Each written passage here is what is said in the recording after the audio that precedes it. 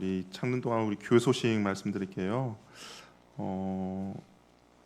우리 교회 이전을 위해서 계속 기도해 주시고요. 그다음에 제자 훈련생을 오늘까지 모집합니다.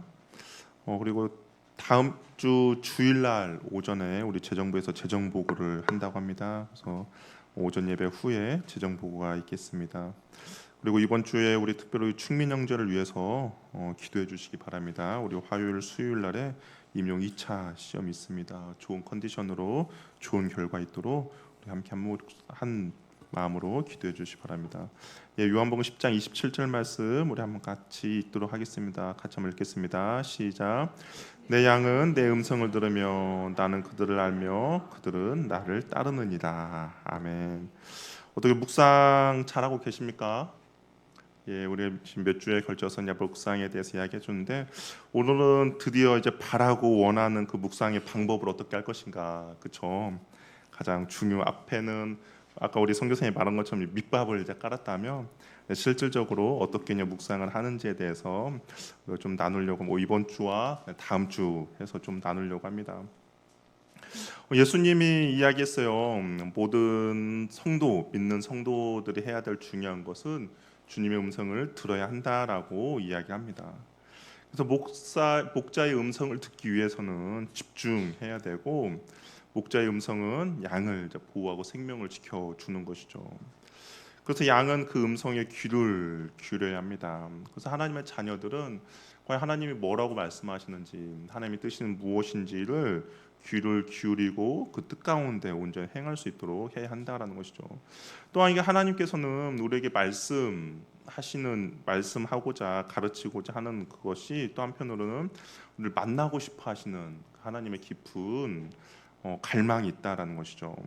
우리 출애굽기 29장 42절을 보면 우리 한번 같이 읽어볼까요? 시작.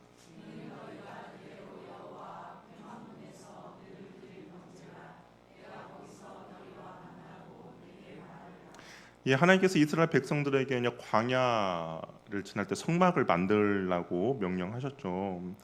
왜 이런 걸 귀찮게 만들려고 했을까? 그건 다른 것이 아니에요. 하나님께서 그곳에서 너희를 만나고 싶어 한다라는 것이죠. 그리고 그곳에서 너희들에게 말씀하고 싶어 한다는 겁니다. 이 회막이라는 것이 하나님과의 만남의 장소이지 않습니까? 그래서 만유를 지으신 창조주 하나님께서 정말 우리 피조물인 우리를 만나 주신다라는 것이죠. 만나고 싶어 하신다는 겁니다. 이것처럼 큰 일은 없죠. 우리가 조금만 명성이 있고 뭐 내가 하는 분야에서 조금만 뛰어나고 유명한 사람이 나를 만나고 싶어 한다. 그럼 어떻습니까? 자랑하죠. 그렇죠? 만약에 뭐 지금 뭐 대통령을 예로 들기는 좀 그렇지만 나에게 이제 우리가 존경하는 어떤 대통령이 있어요. 근데 그 대통령이 갑자기 여러분 핸드폰으로 전화로 옵니다. 우리 내일 만나실 수 있을까요? 그럼 여러분 어떻게 하시겠습니까? 왜 나한테 이런 전화를 합니까? 라고 하시겠어요? 아니죠. 예, 당연히 만날 수 있습니다 라고 이야기할 거면 그러면서 긴장하고 설레고 또 자랑하시겠죠.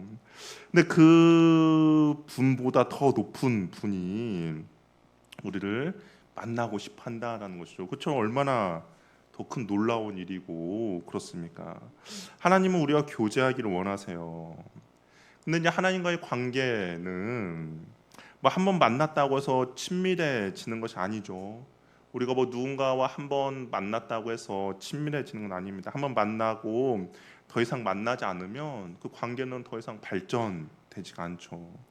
관계를 발전시키려면 어떻게 합니까? 시간을 들여서 또 만나야 돼요. 그리고 의사소통을 해야 합니다. 모든 관계를 발전시키기 위해서 노력이 필요해요. 우리 한번 주변에 한번 생각해, 나하고 친한 사람, 그리고 내가 좀 어느 정도 믿고 의지하는 사람을 보면 어떻습니까? 한 번 만나서 그런 관계가 유지되는 건 아니죠. 자주 만났고 특별히 내가 이 사람과 뭔가 각별하다라고 한다면 더 자주 만나서 그런 시간을 가진 사람입니다. 하나님과 관계도 마찬가지죠. 하나님과 관계도 우리가 친밀해지고 더욱더 주님과 동행함에 있어서 불편함이 없다라는 것은 저절로 이루어지는 것이 아닙니다. 시간을 들여서 관계를 발전시키는 것이죠. 새 신자가 하나님과 과연 친밀한 관계를 어떻게 발전시킬 수 있을까? 대부분 이제 뭐 신학자들이라든지 그런 분들한테 물어봤어요. 어떻게 하면 새 신자, 그러니까 새 가족이 아니에요. 새 신자, 처음 예수님을 믿고 뭐 예수님 영접한 지 별로 되지 않는 사람들이 과연 하나님과의 친밀한 관계를 어떻게 더 깊게 발전시킬 수 있을까라는 질문을 했을 때 가장 중요하고 기본이 되는 것이 뭘까라고 또 묵상과 기도라고 했습니다. 이 사람이 예수님을 믿었어요. 근데 처음에 이제 뭐 예수님과 관계를 어떻게 맺어야 될지 잘 모르잖아요. 근데 그 주님과의 깊은 관계를 유지하기 위해서 필요한 것이 바로 묵상과 기도라는 것이죠. 이것이 하나님과의 관계를 발전시키는 가장 기본적인 방법입니다. 우리도 그러면 마찬가지겠죠. 뭐 새신자뿐만 아니라 우리들에게도 동일하게 적용되는 겁니다. 묵상과 기도가 신앙의 기초가 되어야만이 그 기초로 인하여서 하나님과 관계를 더욱더 발전시키고 우리의 믿음을 더욱더 견고하게 만들 수 있다라는 겁니다. 우리 사랑하는 사람과 내 삶의 일부를 함께 공유하고 싶어 해요. 매일의 삶 가운데서 사랑하는 사람과 이 시간들을 함께 하고 싶어 하는 것이 사랑하는 사람에게 있는 그런 마음의 감정입니다. 예를 들면 그거 좀 맛있는 것을 먹고 싶으면 어떻습니까? 그 사람과 함께 먹고 싶죠. 그리고 좋은 것을 보았다면 그 사람과 함께 보고 싶어 하고요. 재밌는 일이 있었다면 그 사람과 함께 하고 싶어 하죠. 그러니까 내 안에 내 삶을 내가 사랑하는 사람과 함께 공유하고 싶어요. 뭐 좋을 때만 그런 거 아니죠. 아플 때나 슬플 때도 마찬가지죠. 사랑하는 사람 곁에서 아픔과 슬픔도 함께 나누고 싶어 합니다. 하나님이 우리를 만나고 싶어하는 이유는 그거죠. 우리와 그런 관계를 맺고 싶어한다라는 거죠. 왜냐하면 하나님의 그 성품이 사랑 아닙니까? 우리를 사랑하기 때문에 하나님께서도 그 하나님이 가지고 계신 그 사랑, 그 삶을 우리와 공유하고 싶어하고 우리와 함께하고 싶어하고 우리와 함께 시간을 보내고 싶어한다라는 겁니다. 그것이 바로 말씀 묵상과 기도의 시간, 경건의 시간을 통해서 우리의 삶과 하나님의 삶을 그렇게 공유하며 나아갈 수가 있다라는 것이죠. 내가 하나님께 시간을 내어 드림으로써 하나님께서는 나에게 이제 하고 싶어하는 말씀들을 하는 것이죠. 하나님은 자신을 나타내기를 원하십니다. 그래서 자신의 마음이 무엇이고 자신의 생각을 자신의 뜻을 알려주고 싶어 하시는 것이죠. 그래서 우리와 만남을 갖고 싶어 하십니다. 그래서 경건의 시간을 통해서 하나님의 뜻과 계획을 우리가 이제 발견하고 하나님 어떤 분이신지를 알아가게 하는 것이죠. 하나님께서 우리들에게 자신을 이렇게 가르쳐 주시고 나타내주고 싶어하는 것은 우리가 하나님을 더욱더 알아감으로써 주님을 더욱더 신뢰하고 주님을 더욱더 사랑하게 하기 위함이라는 것이죠. 그래서 우리의 묵상의 초점은 이제 하나님이 되어야 합니다. 우리가 이제 말씀 묵상 큐티에 대해서 그냥 부정적으로 이렇게 이야기하시는 분들이 있어요. 근데 부정적으로 이야기하시는 분들의 이야기를 들어보면 묵상의 초점이 내 자신이 되다 보니까 그게 이제 묵상이 우리 흔히 말하는 삼초포로 이제 빠지게 되는 거죠. 그러나 우리가 성경을 읽고 묵상하는 이유는 하나님이 어떤 분이신지를 알아가는 거죠. 그래서 우리의 초점은 하나님이 되어야 합니다. 그래서 성부, 성자, 성령 하나님께 초점을 맞추고 묵상의 대상이 되신 그 주님이 우리가 말씀하는 묵상 가운데 어떻게 나타나시는지 그분의 성품은 어떻게 나타내고 그분이 무엇이라 말씀하셨고 그분의 약속은 무엇인지를 우리가 묵상하며 나아가는 것이죠. 그럴 때 우리가 주님에 대한 사랑 그리고 주님에 대한 믿음 그리고 주님에 대한 신뢰가 우리가 더욱더 커지는 겁니다. 이렇게 하면서 우리의 믿음들이 더욱더 자라는 것이죠. 그리고 주님의 사랑이 더욱더 깊어지는 겁니다. 뭐 계속 말하는 것처럼 우리가 눈에 보이지는 않아도 사랑할 수는 있지만 모르는 사람을 사랑할 수는 없다라는 겁니다. 우리가 신앙생활을 10년, 20년을 하지만 우리가 하나님에 대해서 알아가는 거가 멈췄다. 하나님에 대한 어떤 지식과 하나님의 성품 그런 것들 알아가는 것이 뭐 정말 새신자 때 멈춰버렸다. 그러면 그 사람은 하나님에 대한 사랑이 거기서 멈춰버린 겁니다. 그러나 신앙생활의 그 횟수가 길어질수록 내가 주님에 대해서 더욱 알아가고 주님에 대해서 내가 더욱더 말씀을 묵상해 나간다면 주님에 대한 사랑과 믿음도 더욱더 깊어지는 것이죠. 하나님이 어떤 분이신지 망각하거나 잊어버릴 때 우리는 우상 숭배와 죄의 길로 빠질 수밖에 없는 것이죠. 우리 수요일 날에 사사기 말씀을 나눕니다. 근데 이번 주 잠깐 한번 생각해 보시면 이스라엘 백성들이 우상 숭배를 했어요. 이방 여자들, 이방 사람들과 결혼을 했습니다. 근데 그 이유가 무엇이었습니까? 하나님이 하신 일을 망각했을 때 그런 일이 벌어진 거죠. 그러니까 우상 숭배에 빠지고 죄의 길을 걷게 된 이유는 하나님이 어떤 분이신지를 잊어버리니까, 하나님이 하신 일에 대해 망각이 되니까 그런 일을 걷게 된다는 거예요. 그러면 다른 말로 하나님이 누구신지를 알면, 그렇죠? 하나님이 하신 일들을 기억한다면 우리는 그런 죄의 길로 걷지 않겠죠. 그리고 하나님이 누구신지를 알면 내가 누구인지 어떻게 살아야 되는지를 우리는 발견하게 된다는 겁니다. 하나님의 말씀을 통해서 자신을 가르쳐 주세요.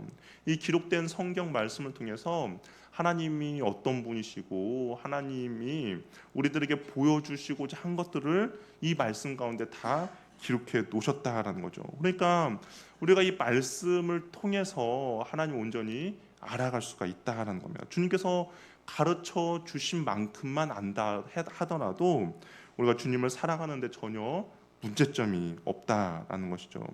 그래서 우리는 그 이 말씀 묵상을 통해서 하나님의 성품과 하나님의 속성과 하나님의 뜻을 알 수가 있고, 그리고 우리가 그것에 초점을 맞추며 나갈수록 하나님을 향한 그 은혜가 무엇이고 나를 향한 하나님의 그 사랑을 그리고 계획을 우리가 알아갈 수가 있다라는 겁니다.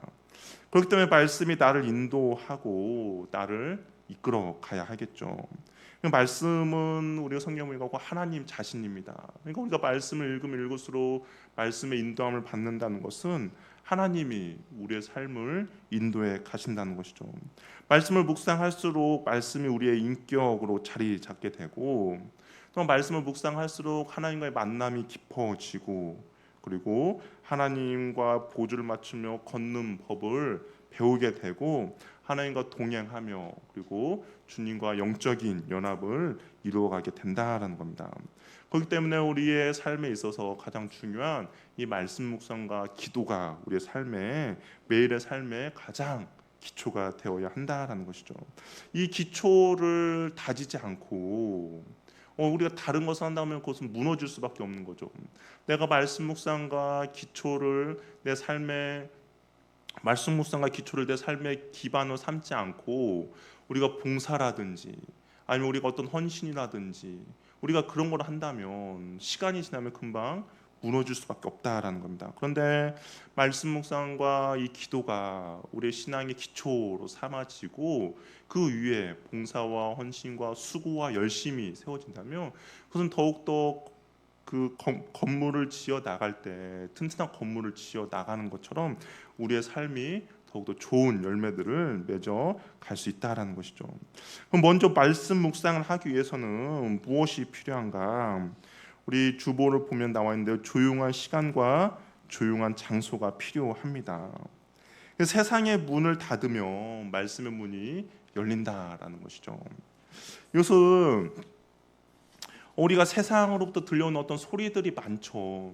그런 소리들을 닫고 주님 앞에 집중하면 그 주님의 소리가 더욱더 크게 들리는 겁니다. 오늘 아까 오전에 선교사님이 그 다니엘의 이야기를 했는데요.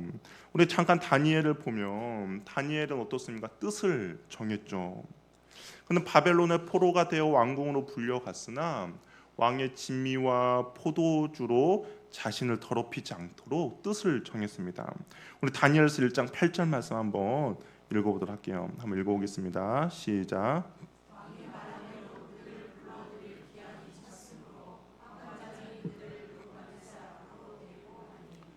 1장 8절인데요. 우리 18절 우리 1장 8절 말씀 한번 읽어보도록 하겠습니다. 다니엘서 1장 8절 말씀 한번 읽어보도록 할게요.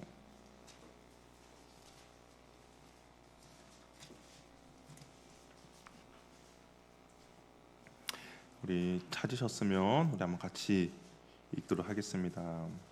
찾으셨나요? 우리 같이 읽어보겠습니다. 시작. 다니엘은 뜻을 정하여 왕의 음식과 그가 마시는 포도주로 자기를 더럽히지 아니하리라 하고 자기를 더럽히지 아니하도록 환장관에게 구하니. 뜻을 정했다라는 거예요. 그러니까 자신 나름대로의 규칙을 이제 정한 것이죠. 강하게 마음을 먹어도 때로는 그 결심했던 것들을 지속하지 못하는 경우가 있어요. 그렇죠? 내가 뭘 해야겠다라고 결심했지만 지속하지 못하는 경우가 있습니다. 그래서 결심을 지탱시키는 주는 그 뼈대가 없기 때문인 거죠. 근데 다니엘은 그 자신의 삶에서 그런 뼈대들이 세워졌고 그리고 그 뼈대로 인하여서 그것을 잘 지켜나갔습니다. 우리 오늘 오전에 읽었던 다니엘서 6장 10절 말씀을 한번 볼게요. 과연 그 자신의 어떤 결심과 그런 것도 어떻게 뼈대로 지켜나갔는지 이거는 한번 읽어보겠습니다. 6장 10절입니다. 시작.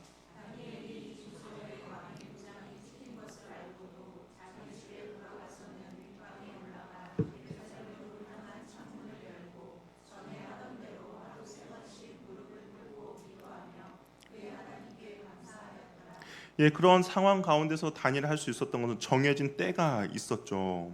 그리고 장소가 있었고 방법이 있었습니다.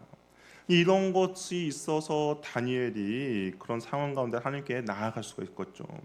우리가 한번 이걸 묵상으로 한번 바꿔볼게요. 내가 묵상을 결단했다면, 내가 이제 내일부터 이제 묵상을 좀 해야겠구나라고 결심을 했다면, 이 결심만으로는 묵상을 지속하기가 쉽지가 않습니다. 그럼 어떻게 해야 될까요? 내가 주님을 만나는 때를 정해야겠죠. 내가 언제 묵상을 할 것인가에 대한 때를 정해야 합니다. 그 때를 정한다면 또 우리가 더 묵상을 지속하기 위해서는 장소를 결정하는 것도 중요하죠. 왜냐하면 그 때와 장소가 분명히 정해지면 오랜 시간 포기하지 않고 말씀 묵상할 가능성이 더욱더 커진다라는 겁니다. 만약에 내가 묵상만 해야지라고 한다면 불규칙해지겠죠. 내 삶에서 어떤 시간이 남을 때 뭐 한다라든지 아니면 뭐 상황을 봐서 한다라면 우리 일상이 그 말씀 묵상이 불규칙해집니다. 그러면 우선순위에서 밀려나게 되죠. 그러면 결국 말씀 묵상을 포기하게 되는 겁니다. 그렇기 때문에 이 때와 장소를 반드시 정해야 한다라는 거죠. 시간이라고 하지 않았습니다. 때라고 했습니다. 시간은 우리가 이게 매일마다 달라져요. 내가 아침에 뭐 우리가 정해진 시간대로 일어나는 사람도 있겠지만 뭐 정해진 시간대로 일어나지 않을 때도 있죠. 그러면 내가 만약 오늘 늦잠 잤어. 근데 내가 뭐 아침 6시에 말씀 묵상을 기로 결정을 했는데 내가 7시에 일어났다. 그럼 뭐 그날은 그냥 지나가는 수밖에 없지 않습니까? 근데 때를 정하면 때는 거의 고정적입니다. 언제요? 아침에 일어났을 때 내가 9시에 일어나든 10시에 일어나든 6시에 일어나든 7시에 일어나든 아침에 일어난 때는 거의 고정적이죠. 아니면 오전 식사를 마치고 났을 때 그때도 고정적이지 않습니까? 밥을 먹었으니까. 아니면 내가 출근했을 때 그 출근했을 때 나의 그 자리에서 한다는 것은 거의 정해진 때가 있다는 거죠. 그렇기 때문에 시간보다는 때로 하고 장소도 특별한 장소를 정하는 것이 우리의 말씀 묵상하는 데 도움이 되죠. 우리가 보통 약속을 정할 때 정확한 시간과 장소를 정합니다. 그렇죠. 뭐 저와 여러분 약속할 때 뭐 2시에 만나요. 장소를 이야기 안 했어요. 그럼 어떤 의미입니까? 만나기 싫다는 거죠. 만약에 시간이 나면 보자. 어떤 거예요? 시간이 나면 보자. 안 만나고 싶다는 거죠. 밥 한번 먹자. 말도 마찬가지죠. 뭐 정확히 언제라는 것이 없습니다. 그러나 정확한 시간과 장소를 정하면 우리가 그 시간 약속을 반드시 지킬 가능성이 있는 것이죠. 하나님과의 만남이 내 삶의 우선순위라면 반드시 때와 장소를 정해야 합니다. 그래야 우리가 주님과의 만남에 있어서 다른 거에 빼앗기지 않는 것이죠. 그리고 그 때와 장소는 어느 것하고도 타협하지 말고 꼭 지켜 나가야 우리가 이 묵상을 지속해 나감에 있어서 끝까지 해낼 수가 있다는 것이죠. 이 조용한 장소는 왜 중요하냐면 우리의 보이진 않지만 지금도 이게 많은 소리들이 우리를 지나가고 있습니다. 이게 뭐 전파라고 할 수도 있겠죠. 이 소리는 우리의 마음을 빼앗기기도 해요. 하나님은 세상의 소리로부터 이스라엘 백성들을 분리시키기 위해서 광야라는 장소를 택했죠. 이 광야라는 곳에서 하나님의 백성으로 훈련되고 그다음에 하나님의 말씀을 듣는 그런 훈련의 시간들을 하나님께서 이 광야라는 장소를 택해서 말씀하고 훈련시켰습니다. 이 광야라는 것은 온갖 소음이 차단된 공간이죠. 세상의 소음이 차단된 곳입니다. 그리고 하나님의 그 말씀이 더욱더 명확하게 들리는 곳이 바로 광야라는 것이죠. 하나님의 뜻과 사명을 발견하고 하나님의 음성을 듣는 곳이 바로 광야였습니다. 우리 내일 큐티 본문 누가복음을 보면 누가복음 3장을 보면 광야에 있을 때 하나님의 말씀이 세례 요한에게 임했다라고 되어 있어요. 그러니까 광야에서 하나님의 말씀이 세례 요한에게 들린 것이죠. 예수님도 세상의 소리가 들리지 않는 한적한 곳에 가셔서 기도하셨습니다. 또한 예수님께서도 이 골방이라는 곳에 가서 기도할 것을 우리 명하셨죠. 소음으로 가득한 이곳에서 하나님의 음성을 들으려면 그게 쉽지 않으니까 어떤 조용한 장소를 정해서 그곳에서 하나님과의 교제 시간을 가져야 하는 것이죠. 분주하고 소음이 가득한 곳에는 잘 들리거나 듣지 못하고 들리지 않는 것이죠. 이 광야라는 것이 단지 물리적인 공간만은 의미하는 것은 아닙니다. 우리의 그 마음의 생각도 마찬가지죠.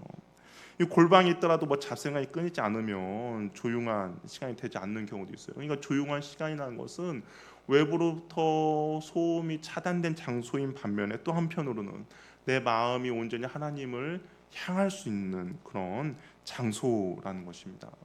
내가 아무리 조용한 곳을 찾더라도 그곳이 만약에 내 마음을 막 분주하게 만드는 곳이라면 그곳에서는 하나님의 말씀을 묵상하기가 쉽지 않겠죠. 그러나 이 조용한 곳은 정말 그 공간적인 장소뿐만 아니라 내 마음도 주님께 온전히 집중할 수 있는 곳을 말하는 것입니다. 그 세상을 향한 마음의 문을 닫아야만이 하나님 향해서 마음의 문이 열리게 되는 것이죠. 소리는 집중하는 것에 달려 있습니다.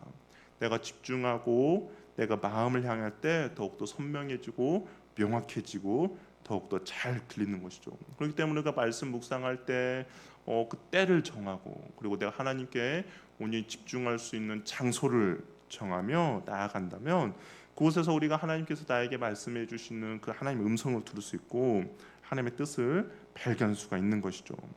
우리 두 번째는 기도하는 거예요. 이 기도는 성령의 도우심을 구하는 기도입니다.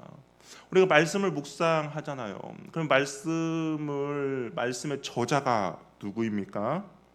성령님이시죠. 성령께서 말씀을 기록해 하셔서 사람들을 사용해서 말씀을 기록해 하셨습니다. 그럼 우리가 그 성령님께 도우심을 구하는 거죠. 말씀을 묵상할 때 그 깨달음과 하나님께서 이 말씀을 기록했을 그 감동들을 우리에게 하나님께 구하는 겁니다. 또한 이게 말씀 우리가 기도하며 나가는 것은 우리의 마음을 정결케 하는 그런 시간이에요. 구약 시대에 하나님의 임재가 있는 지성소와 성소에 들어가기 전에 그 성막 앞에 놓여 있는 것이 하나가 있습니다. 무엇인지 아십니까? 번제단이 있어요. 물두멍이었죠. 그러니까 이 번제단과 물두멍을 통과해야만이 성소와 지성소로 들어갈 수가 있어요. 이 말씀 묵상을 통해 하나님을 만나기 위해서는 이와 비슷한 절차가 필요하다라는 것이죠. 이 번제단 물두멍을 통과하듯이 본격적인 말씀 묵상에 앞서서 내 마음 가운데 어떤 세속적인 염려, 상처, 죄 등을 우리가 씻고 주님 앞에 나아가는 것이죠. 이 과정은 절대로 생략할 수 없는 필수 과정입니다. 그러니까 하나님의 말씀을 묵상할 때 내 마음 가운데 왜곡된 마음이 있다면 하나님의 말씀을 내가 잘못 듣고 잘못 이해하겠죠. 내 안에 어떤 정욕과 욕심으로 가득 차 있다면 하나님의 말씀이 들리지 않겠죠. 그 하나님의 말씀을 듣는 데 있어서 그런 장애물들을 제거하는 시간입니다. 내가 마음이 분주하잖아요. 어떤 두려움이 있고 걱정이 있잖아요. 그럼 말씀을 읽으면 어떻습니까? 여러분 그럴 때 말씀 읽어본 적 있지 않습니까? 막 뭔가 이렇게 바빠요. 바쁜데 해야 될 것 같고 숙제는 해야 뭔가 시원하니까 말씀 읽어요. 그러면 어떻게 돼요? 검정건 글씨인데 내가 무엇을 읽었는지 모르는 거죠. 그럼 말씀 묵상할 때 마찬가지죠. 그럼 분주한 가운데 묵상을 하려고 하더라도 묵상이 잘 되지 않습니다. 그렇기 때문에 우리가 기도로 내 마음 하나님의 말씀을 막는 이해하고 분별하며 깨달아가는 데 막는 장애물들을 제거하는 것이죠.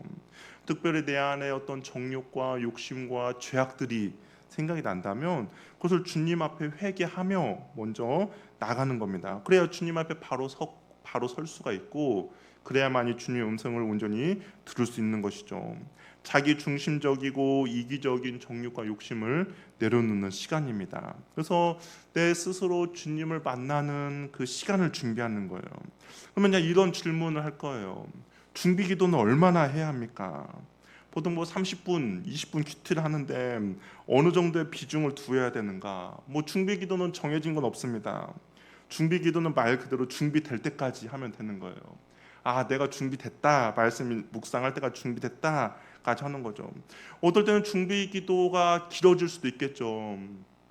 내가 마음을 주님 앞에 정결하게 하는 시간이 내가 준비된 시간이 길어질 수도 있겠죠. 갑자기 기도하는 중에 내 마음 가운데 어떤 정욕과 욕심과 죄악들이 생각이 났다면 그 시간이 길어질 수도 있습니다. 괜찮습니다. 그 정결한 마음으로 주님 앞에 섰을 때 그 말씀을 읽을 때 어떤 한 단어가 오히려 나에게 더 큰 울림이 줄 수도 있기 때문에 준비 기도는 준비될 때까지 하는 것이죠. 하나님의 음성을 들을 준비가 잘 되지 않는다면 만약에 그런 시간이 길어지면 찬양과 기도로 준비하면 됩니다. 그러면서 주님 앞에 우리가 온전히 서는 것이죠. 세 번째는 본문을 읽는 겁니다. 내가 말씀을 읽고 말씀이 또한 나를 읽는 거죠. 본문을 읽다 보면 본문에서 우리에게 주시는 하나님의 뜻과 메시지가 있습니다. 말씀을 읽는 시간은 내 머릿속에 뭔가를 쥐어 짜내는 시간이 아니에요. 그 머릿속에서 뭔가를 쥐어 짜내는 시간 혹시 어떤 건지 경험해 보셨습니까? 별로 안 해보셨죠. 예전에 이제 그 아침마다 이게 교역자들이 모여서 이제 말씀 묵상을 하고 나눔을 시간을 가져요. 그럼 말씀 묵상을 나누면 뭔가 짜내야 되죠. 이야기를 해야 하니까. 그래서 딴 사람이 나눔할 때 안 듣습니다. 나는 이 본문 가지고 어떤 이야기를 할까를 막 고민하는 거예요. 근데 이제 그러는 시간이 아니다라는 거예요. 말씀 읽는 시간 동안 뭔가 짜내는 시간이 아니다. 또 말씀을 쪼개는 시간도 아니다. 내가 말씀을 읽었지만 결국 말씀이 나에게 뭐라고 말씀하시는가 그것을 듣는 시간이죠. 본문을 통하여서 내 삶을 읽는 시간입니다. 여러 번 반복해서 천천히 정독해서 읽어요. 그리고 본문을 읽으면서 내게 주신 하나님의 말씀이 뭔가 여기서 씨앗이라는 표현을 좀 사용하고 싶은데요. 말씀을 읽다 보면 그 말씀의 씨앗이 내 마음 가운데 있는 거죠. 내가 어떤 씨앗 하나 붙잡게 됩니다. 가슴에 와닿는 어떤 단어가 될 수도 있고요.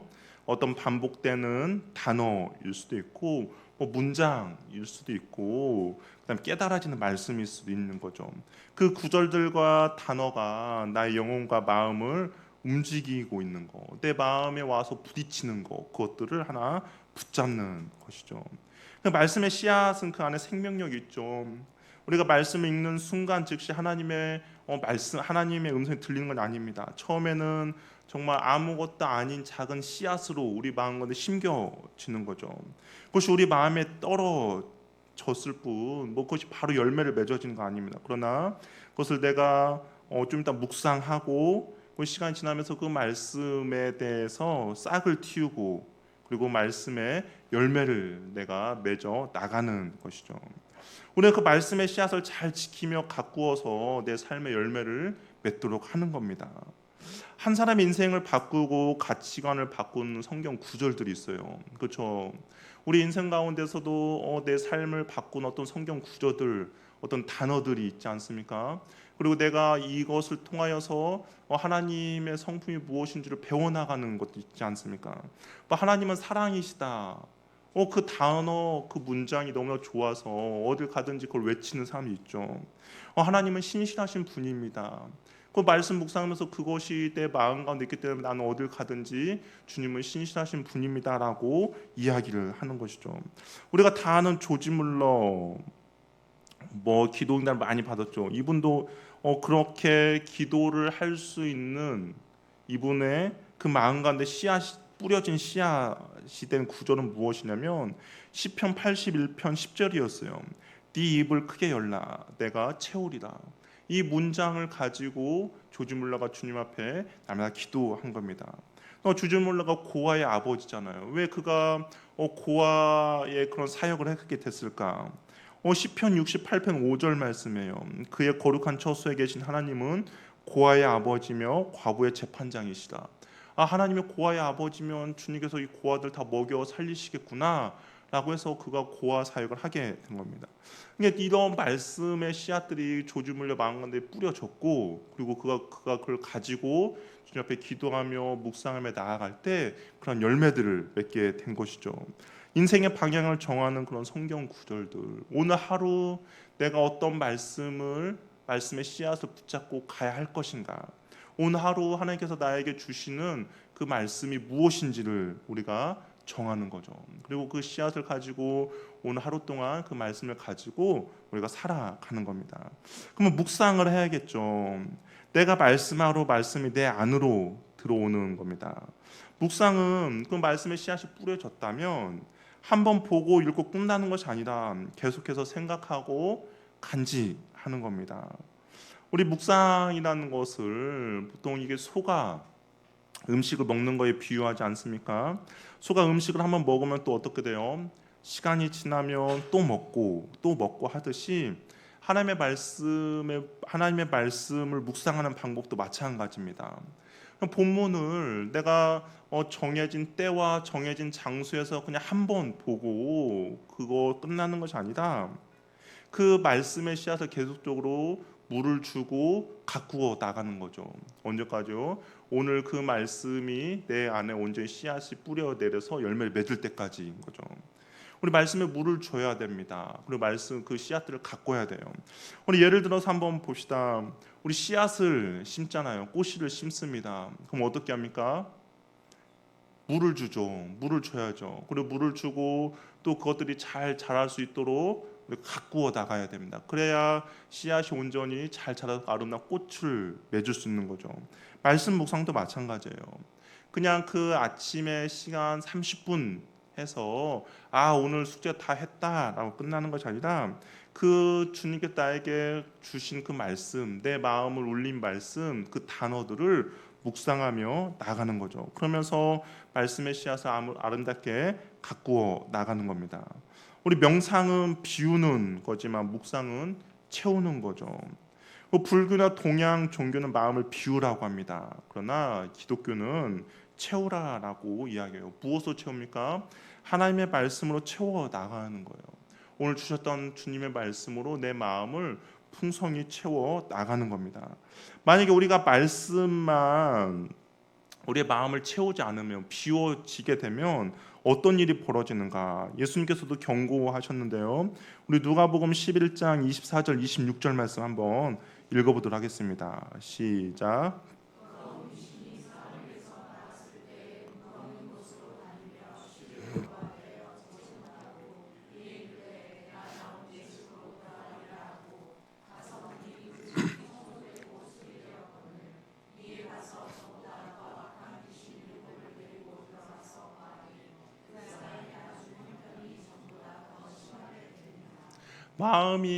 마음의 집이 깨끗이 되어도 다시 더 더러워질 수 있다는 거죠. 처음보다 나중에 더욱 더 나빠질 수도 있다는 겁니다.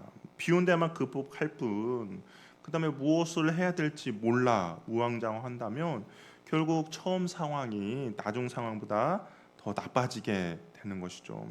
그래서 묵상 우리는 마음을 비우는 것이 아니라 하나님의 말씀으로 우리를 풍성히 채워가는 겁니다.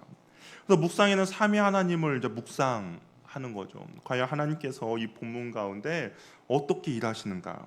하나님이 과연 어떤 약속을 우리에게 주시는가?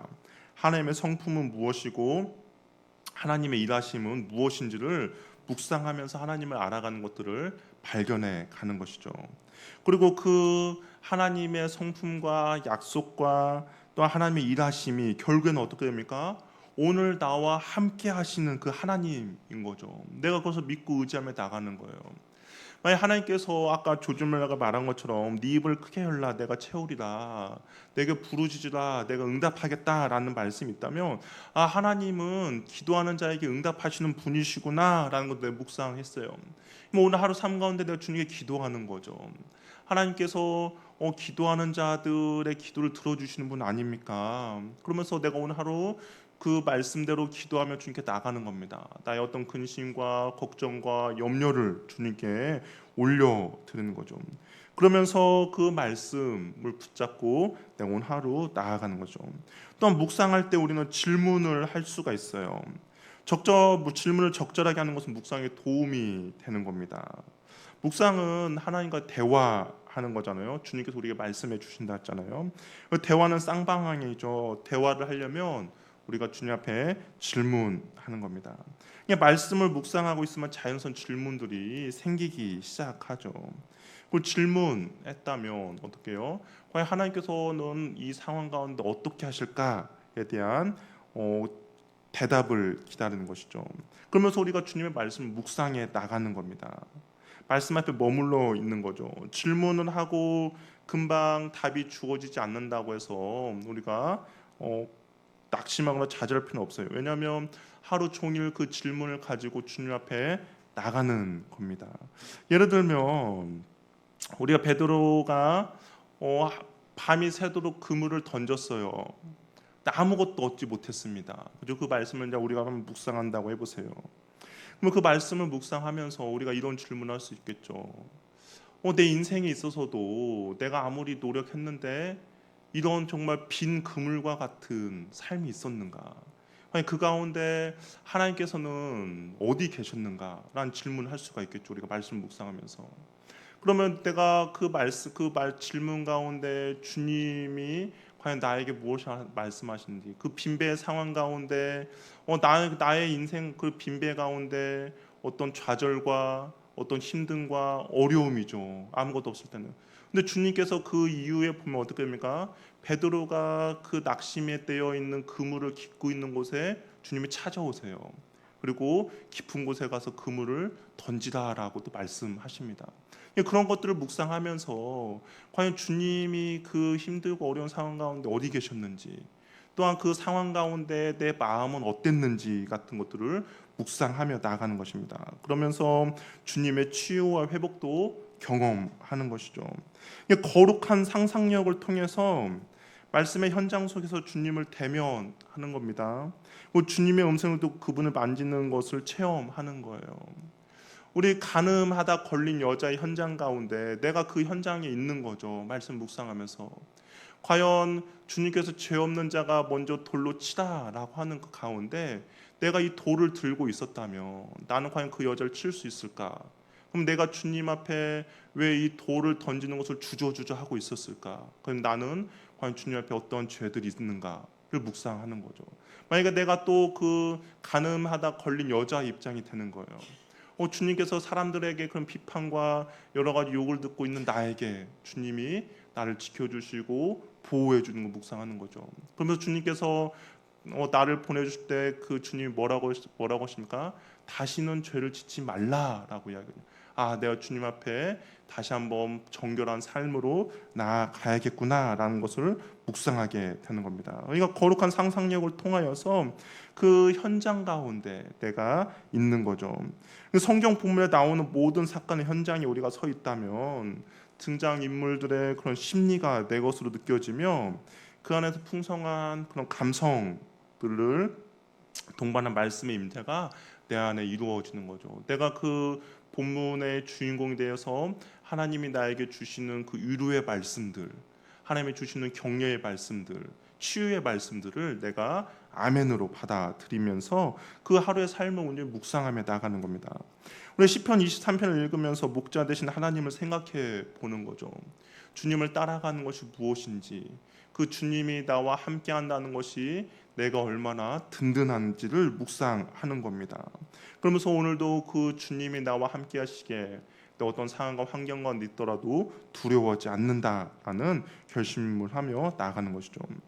그리고 그런 상상력을 동원해서 내가 주님이 나에게 주시는 음성이 무엇인지, 뜻이 무엇인지를 우리가 묵상하는 겁니다.